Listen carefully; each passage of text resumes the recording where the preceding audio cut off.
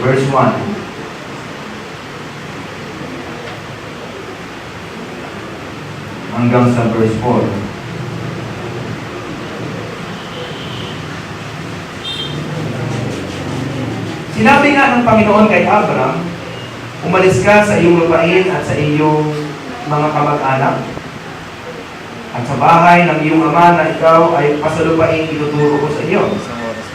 At gagawin kitang isang malaking bansa at ikaw ay aking pagpapalain at padadakilain ko ang iyong pangalan at ikaw ay magiging isang kapalaran. At pagpapalain ko ang mga magpapala sa iyo at susumpain ko ang mga susumpa sa iyo at pagpapalain sa iyo ang lahat ng angkan sa lupa. Verse 4. Kaya yumaon si Abraham ayon sa sinilita sa kanya ng Panginoon at si Lot ay sumama sa kanya at si Abraham ay may 75 taon nang umalis sa Haran.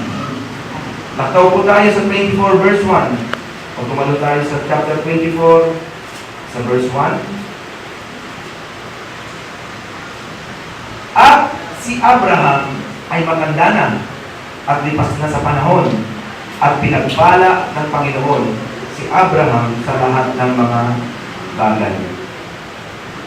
Sa last chapter na ating babasahin, 25, 7 hanggang 8. Genesis 25, sa verse 7 hanggang verse 8. At ito nga ang mga araw ng mga taon ng buhay na ikinabuhay ni Abraham. 175 taon, 175 years.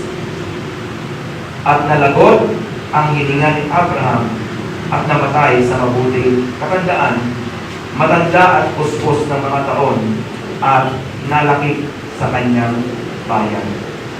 Purihin po ang Diyos at pagpalain po ng ating Panginoon ang kanyang mga banal na salita ngayong umaga. Minsan pa tayo pong muli ay umuwan manalangin. Dakilang Diyos, amang banal, patuloy pong hinihingi namin ang patnubay pagabay ng iyong banal na Espiritu.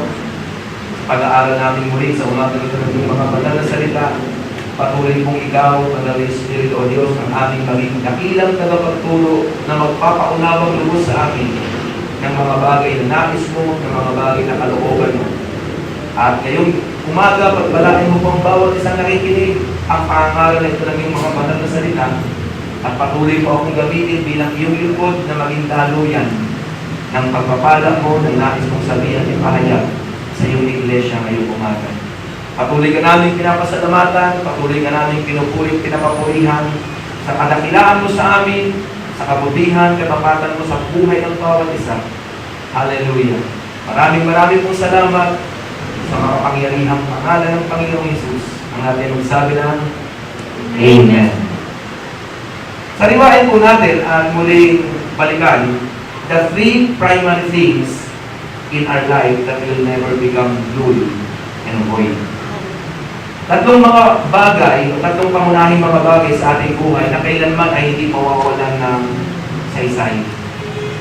Hindi mawawalan ng kabuluhan. At syempre, ito yung mga bagay na kailanman ay hindi natin pagsisisihan. Una, our faith, trust, and hope that we trust on Him. Yung ating pananampalataya, pagtitiwala at pag-asa na inilagak sa ating Panginoon at yung patuloy nating inilalaga. Naniniwala po kasi ako nung tayo po'y maging Christian, maging mananampalataya, nung tayo po'y makakilala sa Panginoon at syempre nagpas siyang maglingkod at sumunod sa Panginoong Diyos. Meron po tayong mahalagang inilagak sa Diyos na galing sa ating puso. Walang iba kundi yung ating buong pusong pananampalataya, yung ating buong pusong pagtitiwala, at syempre yung ating pag-asa. Kumbaga, yan po yung naging pinakapuhunan natin na inilagak natin, ibinigay, ipinagkatiwala sa Panginoon. At gusto ko pong sabihin ngayong umaga na yan ay may tuturing natin napakahalagang investment sa ating Panginoong Diyos. At alam niyo po ba, sa araw-araw ng ating buhay o pamumuhay, mga kapatid, hindi lamang ito once and for all Hindi lamang ito one time natin ginawa, di ba? Naging Christian ka, okay, naglaga ka ng pagtitiwala, ng pag-asa, ng pananampalataya sa Panginoon. Pero alam niyo po ba, anong gawin ng ating paglilingkod? Sabihin tayo po'y nakakasagupa ng iba't ibang mga problema at suliranin. At nagpasya kang magpatuloy sa Panginoon, nagpasya kang huwag bumitaw. Yun din yung panahon at oras na muli kang naglalagak ng pananampalataya at pagtitiwala at pag-asa sa Diyos. For example, may mabigat kang problema at suliranin. Tapos sabi mo sa Panginoon, sabi mo sa sarili mo, Lord, ikaw na po ang bahala dito. Pag magpapatuloy po ako sa pananampalataya. Ibig sabihin, nung time na yun, muli ka na namang naglagak. Muli ka na namang nagbigay ng pananampalataya at pagtitiwala at pag-asa sa Diyos. And from time to time, nararanasan po natin yan. Amen. Pag may mga dumadaan sa atin ng mga iba't ibang circumstances, at sinasabi natin, Lord, bahala ka na. Yan ay muli na namang paglalagak ng pananampalataya sa Diyos. Lord, bahala ka na, ikaw na po ang bahala. Yan ay paglalagak ng pagtitiwala sa Panginoon at pag-asa. Kahit po sa mga pangangailangan natin, di ba? Alam natin na mayroon tayong mga pangangailangan. Minsan, sa oras din ito o kaya sa mga susunod na araw, nakita natin mayroon tayong pangangailangan o mayroon tayong malaking pangangailangan. Pero sa kabila ng sinasabi natin, Lord, ikaw na po ang bahala, naniniwala ako, ikaw magpo-provide. Yun ay paglalagak ng pagtitiwala, ng pananampalataya at pag-asa sa ating Panginoon. Alam niyo po, kung naalala niyo yung pag-iiwalay ni Abraham ng kanyang pamangkin si Lot. Nang sabihin ni Abraham kay Lot, okay, ito ang unang mamili. Kung sa kanan ka, papakaliwa ako. Kung pakaliwa ka, pakanan ako. Kasi dumating po sa time na pareho po silang pinagpala ng Panginoon. Kaya hindi po talaga may avoid, mga kapatid. Kapag ikaw ay nagpasyang maglingkod at sumunod sa Panginoon, may mga pagpapalang ibibigay ang Diyos sa iyo. May mga areas po sa buhay natin na ibibless ng ating Panginoon. Katulad po sa buhay mismo ni Abraham. Ang sabi ng banal na kasulatan, pinagpala siya ng Diyos, dumami yung kanyang mga alagang hayop. Yung kanyang pamangkin na sumusunod sa kanya, na dinidisciple niya, pinagpala rin ng Panginoon. At sabi ng banal na kasulatan, dumating pa sa point na hindi na sila kaya ng lupain. Nag-aagawa na sila sa lugar ng pagpapastulan sa dami ng kanilang mga hayupan. At kung paano si Lot ay may mga pastol, si Abraham meron din. So nagkaroon ng pagtatalo-talo yung mga pastol ni Lot at pastol ni Abraham. Pero kagandahan po bilang may edad o nakakatanda sa pananampalataya, siya po yung lumisulba. Alam niyo po, isa pong bagay na nakita ko at naunawaan, kapag tayo po pala ay nagkakaedad na sa pananampalataya, tumatagal sa pananampalataya, dapat isa na po tayo sa nagiging solusyon sa mga problema at suliranin. Amen? Isa na po tayo sa mga tinatawag na katuwang sa pagresolba ng mga problema at suliranin. Katulad po sa pagkakataon ito. Kasi totoong-totoo rin po yan sa church. Kaya sa mga tumatagal na, nagkakaedad na sa pananampalataya, mga kapatid, ilagay na po natin ang ating sarili sa lugar na kung saan tugon o katugunan tayo sa mga problema at suliranin.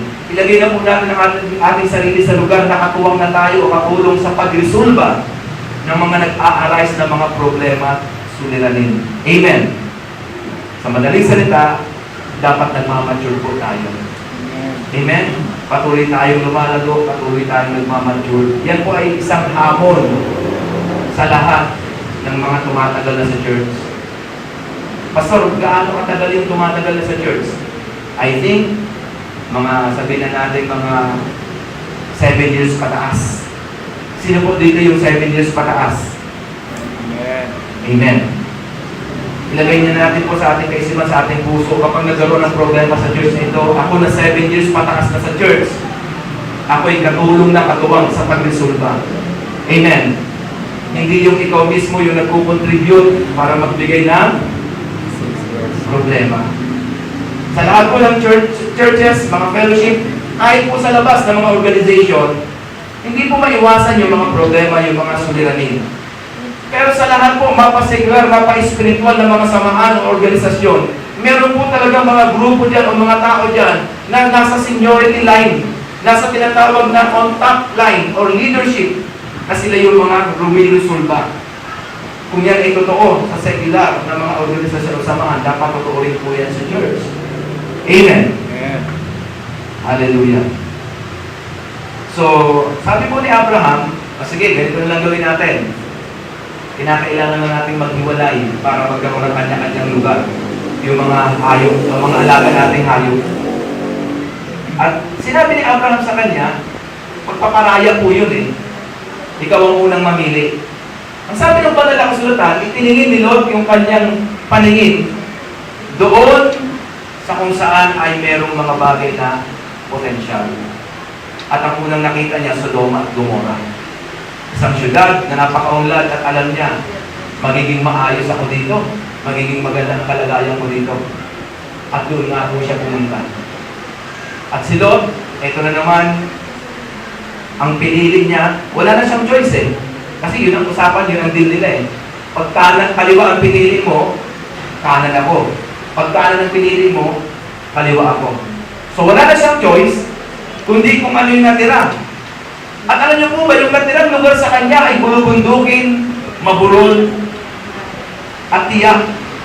Mga kapatid ko sa Panginoon, kinakailangan na naman niyang manampalataya, umasa at magtiwala sa Diyos. Pero tingnan niyo po yung history. Nung maghiwalay sila ni Lot, saan po umayon ang pagsama ng Diyos? Kumbaga, sino ang sinamahan ng Panginoon? Saan sumama ang ating Panginoong Diyos? Yung pagkahiwalay nila kay Abraham.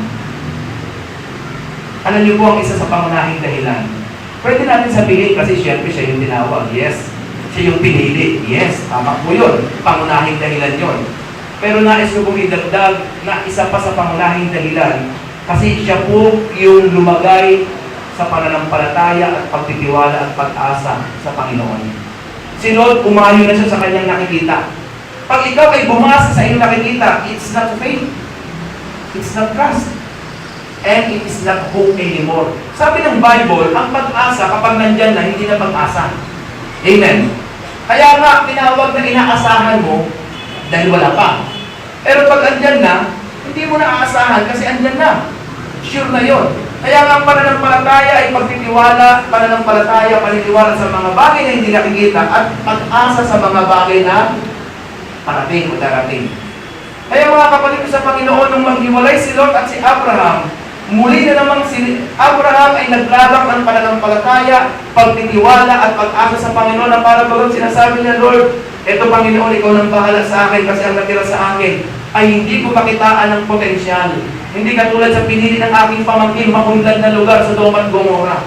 Napaka-potensyal ng progreso ng lugar at kung ikaw ay naroon, tiyak, dadaluyan ka ng progress. Alam po natin ang katotohanan yan. Kapag ang tagig ay walang patunlad, ang pamumuhay natin ay wala rin patunlad. Pero ang mga bayan na mabilis ang patunlad, pati pamumuhay ng tao, dala-dala, bit-bit niyan. Amen.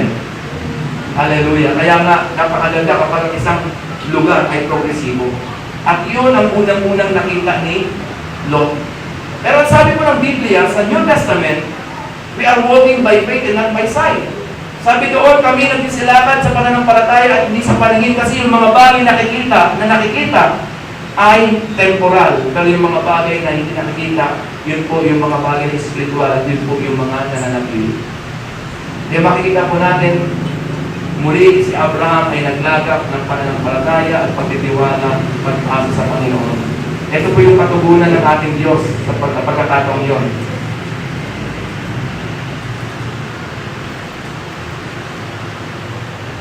Sa 12, tumangan si Abraham sa lupain ng Kanaan at si Lot ay tumangan sa mga bayan ng kapatagan. Sumapurol, bulubundugin yung kay Abraham, si Lot naman sa kapatagan. Yun nga, Sodoma at Gomorrah.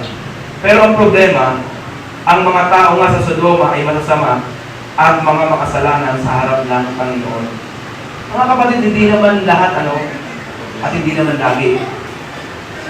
Pero kadalasan kapag progresibo ang isang lugar, umuunlad at papaunlad ng papaunlad, alam niyo po, nagkakaroon din ng pagdami ng tinatawag na kasamaan.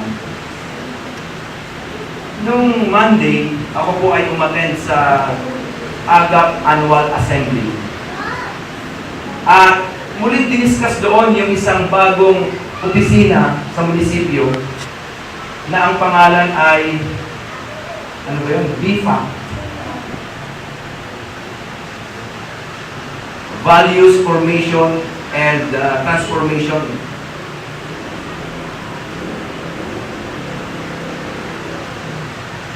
So, sabi kasi daw ni Mayor, sabi niya, ang syudad natin, ang Taguig ay talagang papunta sa pag-unlad. Lalo na ang global. At itong FDI.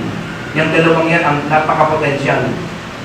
Katulad ng binanggit ko po, kasi yun naman ang lagi nilang sinasabi, kahit si Senador Cayetano, kahit si Mayor, na 3 to 5 years from now, mag-iiba po ang lugar ng FDI. At napakagandang lugar niyan. May mga ano na nga, pinapasimulan na ng ano eh, construction, eh yung global. Ang hectares, yung ilang area ng global city, ay wala pa yata sa 50% ang tinatawag na nagagamit para umunlad. Ibig sabihin, may potential pa siyang another 50% na umunlad. Pero nagustuhan ko yung sinabi ng mayor sa kanilang pag-meeting. Sabi niya, mawawala ng saysay ang pag-unlad ng ating syudad kung ang buhay ng tao ay papunta sa kawasakan. Mga kabataan na problema dahil sa bisyo, mga drug addict, wasak ang pamumuhay, mga pamilya nagkakagulo, nagkakahiwalay. Kaya sabi niya, buuin natin ang isang komisyon na ito para ito yung mga laga sa tinatawag na values ng mga tao sa nasasabukan nating lugar. Hallelujah. Kaya gano'n na gano'n po mga kapatid ang Sodoma at Gomorrah. Wala silang pangitain patungkol sa spiritual. Yes, literally, physically, patuloy ang kanilang progresibo, pero ang sabi doon, kasabay ng kanilang pag-unlad, naging masama yung lugar. Hindi po yun ang nakita, o hindi yun ang tinignan ni Lot. Ang tinignan niya yung tinatawag na benepisyo. Kaya, bilang mananampalataya, napaka-delikado pala sa atin kapag tayo nakafocus lang sa benepisyo. Sa tinatawag na kung ano yung pwede nating makuha. Tapos hindi na natin iniisip yung mga bagay, wala nang pagbabalanse, wala nang tinatawag na assessment, wala nang tinatawag na analyzation, wala nang realization doon sa sitwasyon.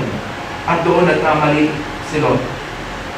Paghiwalay nila, ang sabi ng banal na kasulatan, at sinabi ng Panginoon kay Abraham, 13, Genesis 13, sa verse 14, pagkatapos na makahiwalay si Lot sa kanya, itingin mo ngayon ang iyong mga mata. So, kinofort siya ng Lord. Muling sinariwa sa kanya yung promise. Tumanaw ka mula sa dakong iyong kinalalagyan sa dakong hilagaan, dakong timugan, dakong silanganan, dakong kalunuran o kanluran, sapagkat ang buong lupaing iyong natatanaw ay ibibigay ko sa iyo at sa iyong binhi magpakailanman. At gagawin kitang parang alabok ng lupa ang iyong binhi. At gagawin kong parang alabok ng lupa ang iyong binhi, na anupat kung mabibilang ng sino man ang alabok ng lupa ay mabibilang na rin ang iyong binhi. Magtindig ka, lakarin mo ang lupain, ang inapahaba at niluwang-luwang niyan, sapagkat ibibigay ko sa iyo. Binuhat ni Abraham ang kanyang tolda at yumaon tumahan sa mga punong insina ni Mamre na nasa Hebron at siya ay nagtayo roon ng dambana sa Panginoon. So ang lahat ng yan mga kapatid, kung susumahin natin, ay paglalagak ng pananampalataya, pagtitiwala at pag-asa sa Diyos. Na later on, sa history ng kanyang buhay, until the end, hindi po nawala ng saysay, ng kabuluhan ang lahat ng yun. Meaning, wala siyang pinagsisihan at hindi niya pinagsisihan. Wala po tayong mababasa na dumating sa punto ng buhay ng Abraham. Sabi niya, sana hindi na ako tumugon sa tawag ng Diyos. Sana hindi na ako umalis doon sa lugar na kung saan komportable na ako sa pili na aking mga kamag-anak kung paano sinabi ng Panginoon na ako ay umalis doon. Kundi ang sabi po ng 24 verse 1, pinagpala si Abraham ng Panginoon sa lahat ng mga bagay. At sa 25:7-8, yung kanyang buhay ay naging mahaba at naging produktibo yung kanyang buhay. Alam niyo po, nawawala ng saysay ang haba ng buhay kung ang buhay naman ay hindi naman yung tinatawag na productive, hindi naman makabuluhan. Umabot po siya ng 175 years na maayos. Meron po akong mga kilala ng mga matatanda na ang kanilang panalangin ay kunin ng Diyos ang kanilang buhay. Kasi matagal na silang naghihirap at nasa balik ng karamdaman. Kay Abraham, hindi po ganon. Namatay siya sa mabuting katandaan. Kaya patuloy po tayong maglagak ng pagtitiwala, pananampalataya, at pag-asa sa ating Panginoon. Lalo na kapag dumating yung mga instances o circumstances sa ating buhay na parang lumalabo ang lahat, parang hindi na natin makita kung ano. Kadalasan naman gano'n sa pananampalataya eh. Parang ano kaya ang pwedeng mangyari? Ano kaya yung parang darating ang point na parang wala kang makitang future eh. At ang temptation nito, ang tukso sa atin ito ay gumawa tayo ng isang bagay o pagpapasya na hindi na ayon sa kalooban ng Diyos. Which is, naranasan po ng Abraham. Dumating ang tagutong. So nawala yung kanyang pangitain. Pumurol yung kanyang pandama sa Panginoon. Ang ginawa niya, gumawa siya ng sariling diskarte o paraan. Pumasok sa Egypto. Alam niyo po, doon sa mga bagay na yon, meron pong malaking aral na katotohanan tayong makukuha. Na bago ka gumawa ng anumang desisyon o pagpapasya, ipag-pray mo muna. Maganda po na tayo po ay maparaan. Maganda po na tayo po ay maabilidad. Pero alam niyo po ba, yung paraan at desisyon ni Abraham para sa kanyang paraan na yun, yung desisyon niyang pumasok sa Egypto, yun ay isang abilidad para siya ay masurvive. Isinurbay niya ang kanyang sarili. Naalala ko si David sa point ng kanyang buhay. Dumating sa sitwasyon na kinakailangan niyang gumawa ng paraan, pero alam niyo po ba sa paggawa niya ng paraan, muntik siyang magkamali na pati yung kanyang mga kababayan ay malipol niya. Alam natin, nakipanahan siya sa mga Pilisteo. Para tanggapin siya ng mga Pilisteo, kasi kaaway siya, ano siya eh, identified siya eh. Na siya ang pumatay noon sa bayani ng mga Pilisteo na si Goliath. Ang ginawa niya, pagpunta niya sa lupain ng mga Pilisteo, nagpatubo siya ng balbas. At nagpunwari siyang ulol, nagpatulo-tulo siya ng laway, tapos nagsusulat sa mga lansangan nila. So may nagsabi doon sa hari, nandito si David, yung kinikilala ng mga Israelita, na pumatay sa bayani natin noon na si Goliath. Kaya lang, mahal na hari, ulol, sinaulo na. Ano na? Sabi ng hari, anong gagawin natin dyan? Hayaan nyo na lang siya dyan. Hanggang maka-establish po ng buhay si David sa lupain ng mga Pilisteo. At meron siya naging kaibigang hari ng yung hari ng mga Pilisteo sa lugar ng Gat, yung pinuno nila. At binigyan siya ng lugar doon. Nung una, ang ginagawa ni David, sumasalakay siya sa mga hangganan ng mga Israelitas. Pero ang kinakalaban niya at pinagpapapatay doon, yung mga bagamat sakop ng Israel, pero yung mga kalaban ng Israel ang kanyang pinagpapatay. So okay lang yon nung una. Tapos pag sinasabi ng hari, saan ka galing? Siyempre may mga intelligence yan. Kumukuha din ng information yung hari kung talagang loyal sa kanila si David. Sabi, galing po ako doon sa mga hangganan ng mga Israelita at doon ako nakikipagdigma. Sabi ng hari, ayos to, lalong magagalit ang Israel sa kanya, mga kababayan niya. Hindi niya alam, ang pinagpapatay doon o pinakalaban ni David, yung mga nasa, mga kalaban din na nakapasok sa hangganan. Pero dumating sa time yung pinakamalaking digmaan, ito na. Nung magsanid na yung buong pwersa o hubo ng mga Pilisteo, napakalaking digmaan between Philistines at mga Israelites, naubliga si David na sumama sa mga Pilisteo. At nandun yung kanyang loyalty, nasa puso niya po yun. Sabi niya, sasama ako sa inyo, makikipagdigma ako laban doon sa Israel. Biyaya lang talaga kapangyarihan ng Diyos na yung ilang mga matataas na opisyal ay hindi naniwala sa kanya. Sabi doon sa kahari, pinuno kanyang kaibigan, sino yung isang pulong na yan, nasasama sa atin? Sabi si David at ang kanyang mga tauhan. Huwag kayo mag-alala, loyal yan sa akin. Marami niya yung pinagpapatay sa kanyang mga Sinabi niya yung para mapagkatiwalaan. Pero alam niyo po ba yung konseho ng mga pinuno? Sabi nila, hindi mo pwedeng isama yan. Wala kaming tiwala dyan. Baka sa kalagitnaan ng bakbakan, bumaliktad dyan. Tapos tayo. Kaya sabi ng pinuno kay David, isa lang siya. Kaibigang David, pasensya ka na, ayaw kang tanggapin yung mga kasama ko.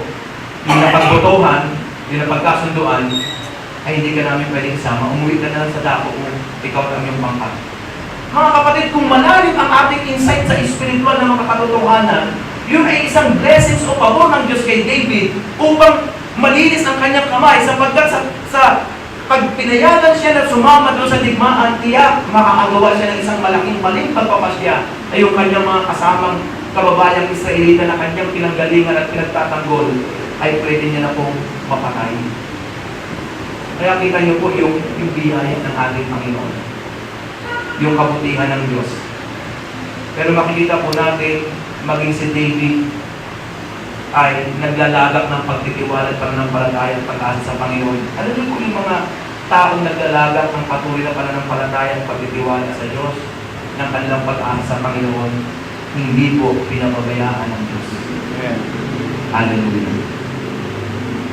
Kaya, ulitin ko, yung mga pamamaraan na ating ginagawa at mga desisyon, bago natin gawin, ipag-pray po muna natin. Pag halimbawa bigla tayo na short, naisip natin yung Bombay, ito na lang talaga ang solusyon, Bombay. Ipag-pray po muna natin. Amen?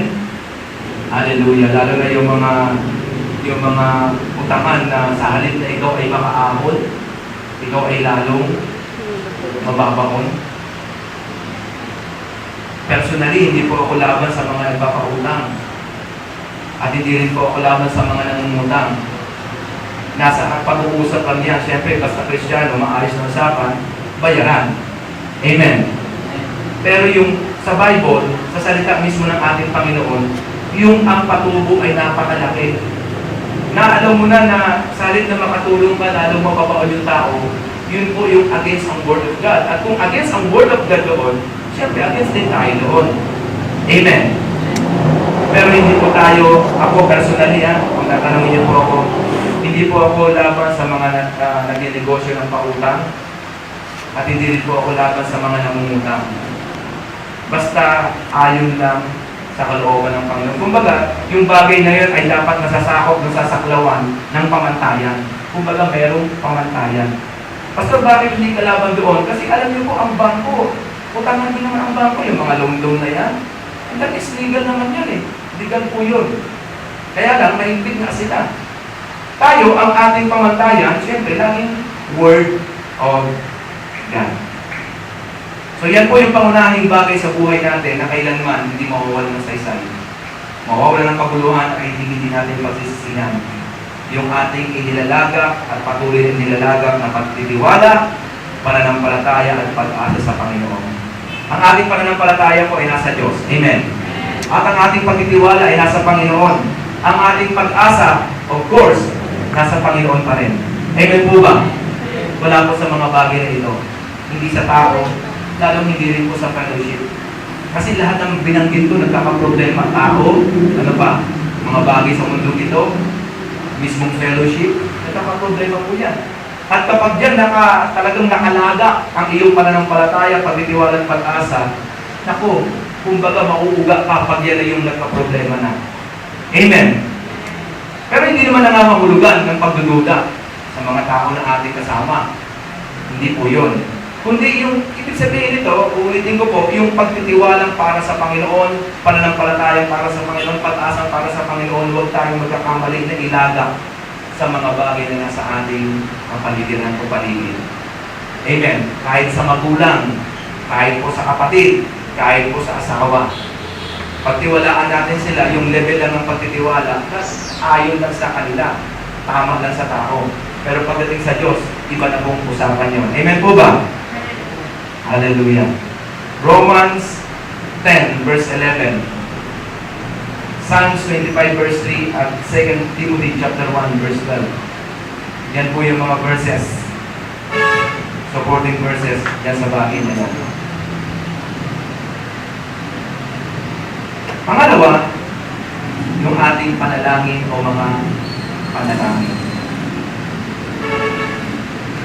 Kailanman mga kapatid yung ating pananalangin, mga ipinapanalangin, at patuloy pang ipinapanalangin. Sabihin na natin yung bawat pakikipag-usap natin sa Diyos, kailanman hindi po yan nasasayang, hindi po yan nawawala ng saysay, hindi po yan nawawala ng paguluhan, at yan po yung mga bagay na hindi natin kailanman pagsisisihan. Amen. Kaya kinakailangan po patuloy po tayo sa ating pananalangin. Kasi ang Diyos po ay tumutubol. At alam niyo po ba, sa bawat panalangin natin, may nangyayari sa ating buhay. Kaya kung gusto mong patuloy na maranasan yung paggalaw at pagkilos ng Diyos, personally sa buhay mo, maging prayerful ka. Kasi sa mismong pananalangin mo, merong ginagawa ang Diyos. Una sa sarili mo, may inaayos siya, may binabago sa iyong kaisipan, sa iyong puso, at doon kanya muling pinaglilinaw ng Panginoon yung ating vision, yung ating pananaw, yung ating isipan kapag tayo ay nag-pray. Doon niya muling nilalagyan ng design ang ating puso kapag tayo ay nag-pray.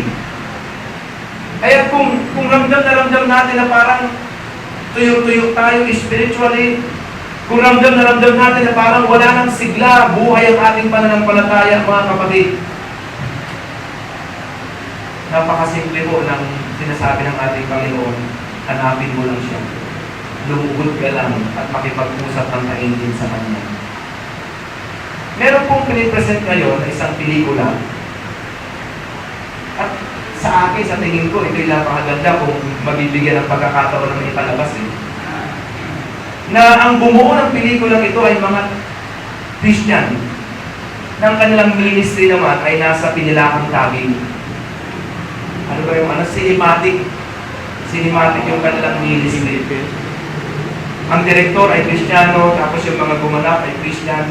Kaya lang, sabi ng direktor nito, bisita kasi siya sa agap ng Lunes, sa annual assembly. Sabi niya, siyempre, bilang Kristiyanong direktor, ay kulang sa pondo. Ilang taon na pala niyang pinag-pray yun, pero yun, nag-provide ng Diyos, kumilos ng Diyos sa mga kapamaraanan. Kung baga pinaglakit-lakit, so nabuo yung pelikula. Ang naging problema naman niya, yung mga gaganap sa pelikula. Kulang po yung mga Christian na mga artista sa Pinilakang Tagig. Lalo na sabi niya, nung may senaryo o may scene doon na kinakailangan suntukan, ang mga yung mga Christian, sabi niya, kahit nakailang take na kami, sayang yung film. Hindi marunong makipag nagsusuntukan na, nagkukurutan pa yung mga yung mga ibang pastor doon na. Kaya ang ginawa niya, kumuha po siya ng mga stuntman talaga ng mga grupo. Kaya lang yung mga matatanda ng stuntman, katulad nila Dan Lapis, yung mga para manguna doon sa gulo o suntukan. Kasi ang pelikula, ang palabas ay The Prodigal Son. At pinatingin po kami ng trailer niya, pinakita sa amin, at alam niyo po, talagang nakaka-touch na mapipil mo talaga kasi ang tatay doon, nung Prodigal Son, si Alex Tinsay. Yung, ano yata yun? Oo, pastor na rin siya, pero reporter yun Tapos, ang mga gumalap na lola yata doon ay si mga Christian din ang matatanda na. At kayo ko lang nalaman na Christian na rin pala yun. So, yung libungang anak ay napalayo at sa bandang huli siya ay nanungwalit at nagsisi sa ating Panginoon. Kaya, ipapalabas daw yun February dito sa Cuneta Astrodome. Ang ticket sa ngayon ay 100. Pero pagdating ng January, 150 na. Pagdating ng February, 200 na. At pagdating mismo doon ka magbabayad sa sa Cuneta Astrodome, ay 250 na.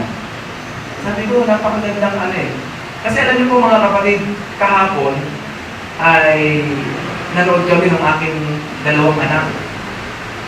At na-realize ko, naalala ko, sabi ko, simula nang nag-trubay tayo, ito na naman yung muling pasok ko sa ating istorya. Kaya, samantalang unbeliever ako, ay lagi ako nasa silihan, pero tagal ko ng Kasi, kumbaga, hindi naman sa ayaw ko o wala akong pambayad. Kasi meron ng mga di ba? Sa internet, pwede kang manood ng movie. Sa VCD o DVD, pwede na rin. Pero kasi educational yun Yung about bully, kasama ko si David, kasama ko si Ishi. Diyan sa SM nanood kami kahapon. Kaya sabi ko, kung meron mga ganitong pelikula na informative, educational, dapat siguro yung pelikulang gano'n, yung Prodigal Son, i-advise din ng DepEd yun sa mga high school at college. Kasi yun lang po yung pelikula na pagkatapos ng pelikula, ng palabas, merong pagpapatanggap sa ating Panginoon. Kasi nga Christian movie. Sabi ko, malaking bagay ito sa mga high school. Sa mga bata elementary, wala pa eh. Hindi pa nila ma-catch up ng gusto, mag-gets. Pero sa high school at sa mga college, di ba, may mga nire-require ng DepEd ng mga movie. Sabi ko, maganda rin maano to eh, para magbukas din ang puso at isipan ng mga kabataan na manumbalik, maging malapit sa ating Panginoon sa kalooban ng Diyos. Hallelujah. Kaya mga kapatid, ibabalik ko po yung prayer po natin o mga panalangin, ito po ay napakahalaga. Hindi po yan nawawala ng saysay ng kabuluhan. At yun yung mga bagay na hindi natin pagsisisihan. Yung mga panahon, yung mga oras ng pakikipag-usap sa ating Panginoon. So keep on praying. Hallelujah. Kahit sabihin mo pang matagal mo nang ipinag-pray yan, nangyayari pa rin po. May pagkilos pa rin po ang ating Panginoon. Alala ko si Hannah, ipinag-pray niya po si Samuel after a year sa kalumabas yung katugunan. Hallelujah. Huwag lang tayong mahilig sa panalangin. Patuloy lang tayo manalangin, magpag-usap sa Diyos at hingin natin sa ating Panginoon. At mapag-observe ka kung ano yung resulta ng iyong pinapanalangin. For example, may pinapag-pray ka na pamilya o mahal mo sa buhay. I-analyze mo rin yung panahon na pinag-pray mo siya. Halimbawa, 5 years from now. Nawa, makita mo, sa akin ganun eh. Pinapakita ng ating Panginoon yung pagbabago. Okay, sabihin natin hindi totally. Pero makikita mo, may resulta yung pananalangin sa mga taong ito. Kahit sa takbo at sitwasyon ng kanilang pamumuhay. Hindi na po wala layo, alam niyo po, hindi nawawala kailangan sa panalangin yung panganay natin kapatid. Pero ina-analyze ko yung kanilang buhay sa ngayon. Ini-evaluate ko ba? May bunga ng aking pananalangin. Kahit sabihin natin, hindi pa rin sila totally nakakabalik sa Panginoon, pero yung way of life nila, kumpara sa nakalipas, kumbaga ay merong kagandahan, merong tinatawag na pagbabago, merong development. Kaya lang minsan tayo naiinit sa panalangin kasi hindi rin tayo mapag-observe sa ating mga ipinag-pray o ipinapanalangin. Hallelujah. Kaya mga kapatid, yung prayer po natin, yung panalangin natin, yan yung isang bagay na hindi mawawala ng saysay, ng kabuluhan, at hindi po natin pagsisisihan. So, diretso po tayo sa panalangin. At panghuli, our labor and service in the Lord. Yung ating mga pagpapagal at mga paglilingkod sa ating Panginoon. 1 Corinthians 15:58, Galatians chapter 6 verse 9, Hebrews 6:10. Ayos ko kung basahin ang tatlong ito bago tayo magtapos. 1 Corinthians 15:58. Therefore, my beloved brethren, be steadfast, immovable always, abounding in the work of the Lord, knowing that your labor is not in vain in the Lord. At yung Galatians 6:9. And let us not grow weary while doing good, for in due season we shall reap if we do not lose heart. Hebrews 6:10. For God is not unjust to forget your work and labor of love which you have shown toward His name, in that you have ministered to the saints and do minister. Naalala ko po sa Bible, Matthew chapter 25, nang ang Panginoong Diyos ay magtiwala po siya, magbigay ng tinatawag na talent, ng mga talento. Matthew 25, sa 14. Pakinggan niyo po, lawahin po natin mabuti ito. Matthew 25 verse 14. Sapagkat tulad sa isang tao na paroon sa ibang lupain ay tinawag ang kanyang sariling mga alipin at ipinamahala sa kanila ang kanyang mga pag-aari. Tayo po ay pinamahalaan din ng ating Panginoon. Amen? May mga bagay na ipinamahala ang Diyos sa atin. Ano po yung unang-unang ipinamahala sa atin ng Diyos for the sake ng refreshing? Ang ating buhay. Kaya dapat ang ating buhay, pamahalaan natin ng mabuti. Amen? So may mga pamilya, ang ating pamilya. Amen. Sa mga wala namang pamilya, pare-pareho po ito, may pamilya o hindi. Yung mga talents po natin, abilities, yung mga gifts natin, mga ipinagkatiwala po ng Diyos yan sa atin. Kaya ang tanong yan, paano mo yan nahawakan, paano mo yan i-manage, at saan mo yan gagamitin? Amen. Kaya, naalala ko mga kapatid ko sa Panginoon doon sa pag-aaral ng isang psychologist. Nakalimutan ko yung kanyang pangalan, si Gardner yata. Na meron siyang sinabing 8 to 9 intelligence. Meron daw ang tao na 8 hanggang 9 na talino. Intelligences. Habang binabasa ko po yung kanyang articles, pumunta po ako doon sa conclusion na ano man ang talino ng tao, galing pa rin sa Diyos. Minsan may mga magulang na pag hindi informed dito, well-informed, nagkakamali sila eh. Sabihin sa kanilang anak, ikaw wala kang talagang alam, ang bubo-bubo mo. Bagsak lahat ng subject mo. Pero ang galing-galing mo sa basketball, MVP ka. Hindi nila alam, may talino yung kanilang anak. Saan matalino? Sa basketball. Talino po kaya yun. E kung sabihin ng anak mo, sige, yung valedictorian, basketball kami. O di, sino rin yung valedictorian? Talino rin po yan. Yung sa sport, yung sa sayaw, lahat yan ay talino, klase ng talino na ibinigay ng Diyos sa mga bata. Kaya dapat yung mga magulang na i-educate at first, lalo na sa mga anak nila, para alam nila kung nasaan yung talino ng kanilang anak, at doon pa nila i-enhance. Hallelujah. Now, yung talino yun mga kapatid, galing pa rin po yun sa ating Panginoon. Ibig sabihin, sa bawat tao, may mga bagay na ipinagkatiwala ang Diyos. Kung babalikan po natin yung Matthew chapter 25, ito po yung kanyang mga pinagkatiwalaan. Kaya ang Diyos talagang God of wisdom, kasi sa kanyang pagbibigay ng tiwala, kilala niya rin yung kanyang mga pagkakatiwalaan at yung mga abilidad ng kanyang pagkakatiwalaan. Kaya ganito po yan. Kung ako'y pinagkatiwalaan ng Diyos ng 5, hindi na po ako dapat magreklamo at mag-murmur kasi alam ng Diyos na pang-5 lang talaga ako eh. Yung isa 10, yung isa 20, yung isa 2. So ang sabi po dito, at ang isa'y binigyan niya ng kanyang ng 5 talento, ang isa'y 2, at ang isa'y 1. Sa bawat isa ay ayon sa kanya-kanyang kaya. At siya yumaon sa kanyang paglalakbay. Tingnan niyo po, papasok po dito yung work, yung labor. Ang tumanggap ng 5 talento, pagka yumaon, ipinangalakal niya ang mga yaon at siya'y nakinabang ng 5 talento. Trumabaho, gumawa. Nag-effort po. So may pumasok pong work o labor. Sa gayon din paraan, ang tumanggap ng 2 ay nakinabang din ng iba pang 2 o 2 pang iba. Ibang 2 pa. Ganon din ang ginawa. Datapwat ang tumanggap ng 1 ay yumaon, humukay sa lupa at itinago ang salamin ng kanyang Panginoon. Pagkatapos nga ng mahabang panahon, dumating ang Panginoon ng mga alipin niyaon at nagaghusay o nakipaghusay sa kanila.